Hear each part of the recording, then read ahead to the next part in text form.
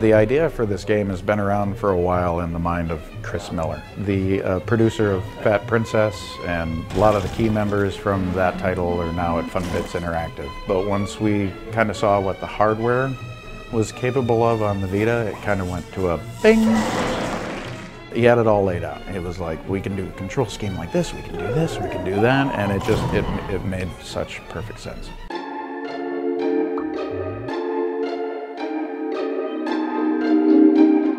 A lot of the questions that we get, people are like, why are you just doing it in black and white? Aren't you afraid that it's going to be lost on a little screen? I'm like, little screen? Have you actually held one of these? And when people hold this hardware in their hands, they're like, oh my God, that screen is gorgeous. So going with a black and white and almost a noir style to this, there's so many grayscales to it. And the black and white, it's just so crisp. And it's got this kind of old, nostalgic kind of a feel, yet kind of a contemporary play set, and it's the best of kind of all of these neat genres just kind of wrapped into one.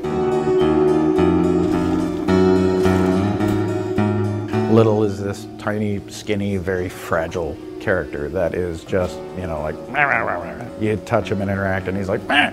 Large is just, he's happy to be there, and you touch him and he's like, a little more ticklish. Large can roll through barricades, use his weight to smash through objects. Little is so fragile, he trips on a brick and just splat.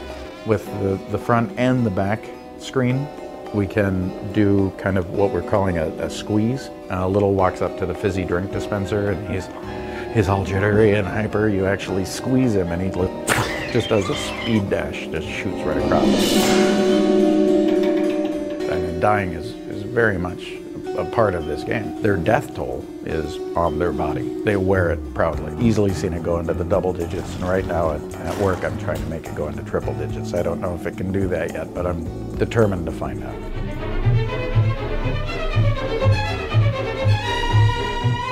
Well, what we don't want to do is like hold the player's hand completely through each level and you know, kind of be overt in saying, here's what you got to do to solve a puzzle. But on the same thing, we don't want to completely leave them without any clues or hints. So the team's done a really good job of, if you're taking too long around a particular device, it'll show you like a ghost swipe to kind of show you, this is how you interact with it. So it's not going to be a repetition of the same thing with all the combination of the different mechanics that are available. It's going to be gentle, it's going to be harsh, and it's going to be fun.